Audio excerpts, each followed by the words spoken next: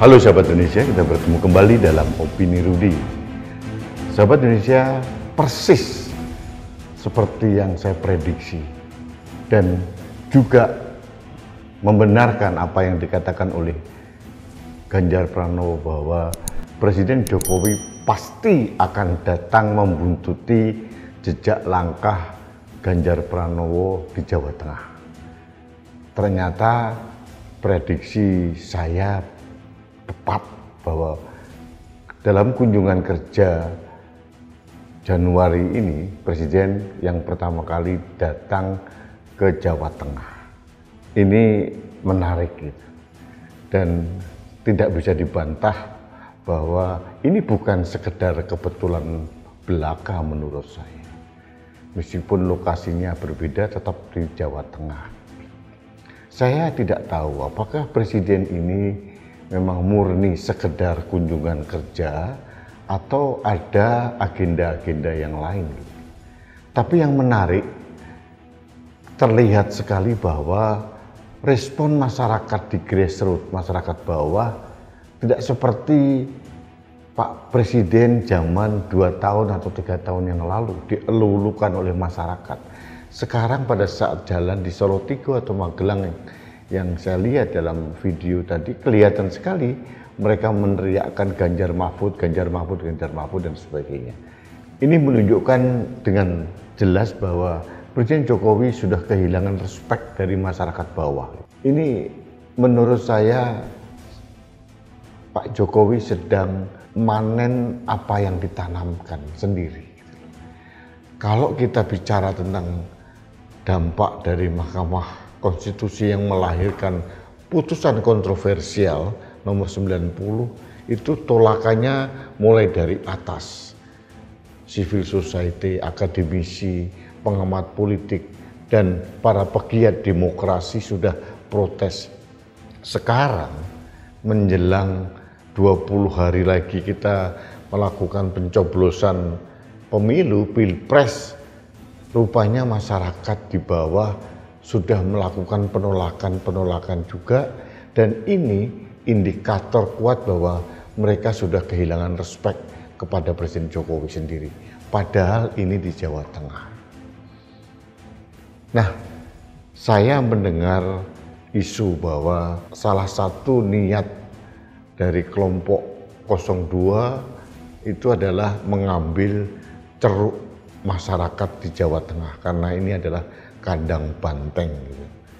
Saya tidak tahu segitu besarnya Pak Jokowi ingin menyungsepkan PDIP sehingga kandang banteng pun disasar dan dengan segala cara gitu.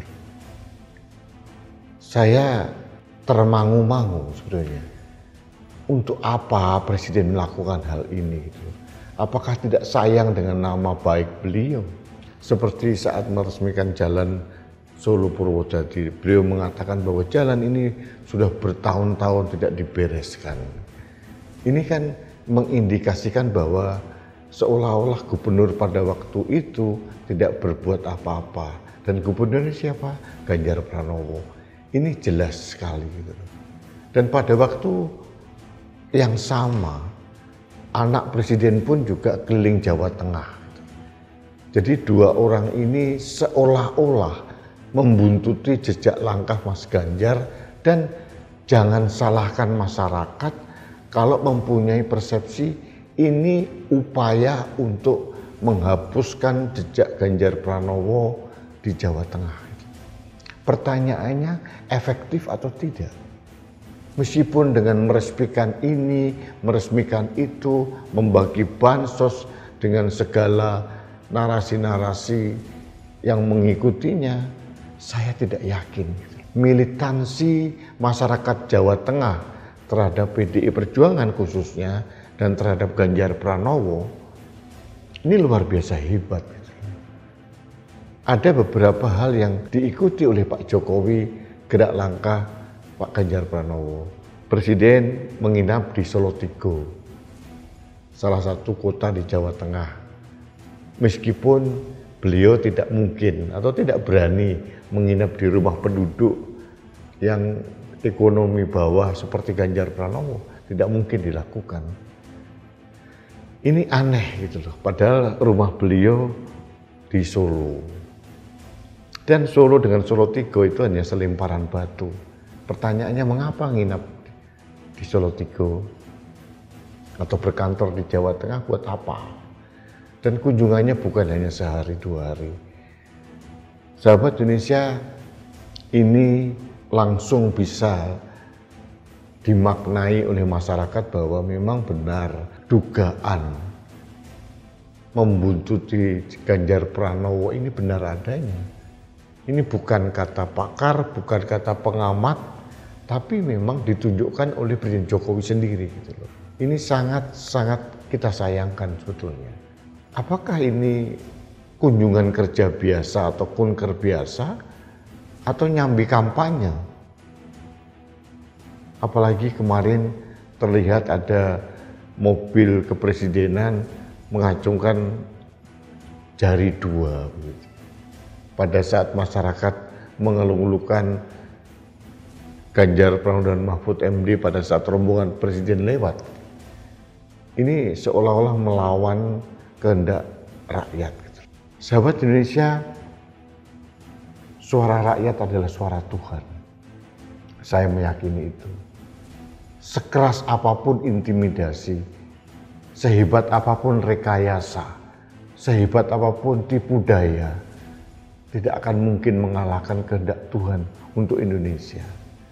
Ketahanan seperti ini dimiliki oleh masyarakat Indonesia untuk tetap teguh memilih pemimpin yang terbaik, bukan memilih pemimpin karbitan, bukan memilih pemimpin yang mempunyai rekam jejak yang pernah melukai bangsa ini berdarah-darah. Jadi ketahanan mental, ketahanan keteguhan sikap rakyat ini tidak mungkin bisa dilawan dengan bansos, dengan pamer, meresmikan ini, meresmikan itu. Bagi saya ini upaya yang sia-sia belaka. Kita akan buktikan. Apalagi kalau kita menilai hasil survei dari lembaga-lembaga survei yang independen, bukan lembaga survei yang sudah dikondisikan oleh kelompok mereka, terlihat Ganjar Pranowo dan Mahfud MD masih leading di Jawa Tengah. Kita buktikan saja seperti apa. Cuma sebagai rakyat, saya menyayangkan mengapa upaya kampanye, upaya memenangkan seseorang dilakukan dengan cara menghapus jejak atau membuntuti seperti ini. Ini jujur saja tidak melanggar aturan, tapi menurut saya sangat tidak beretika.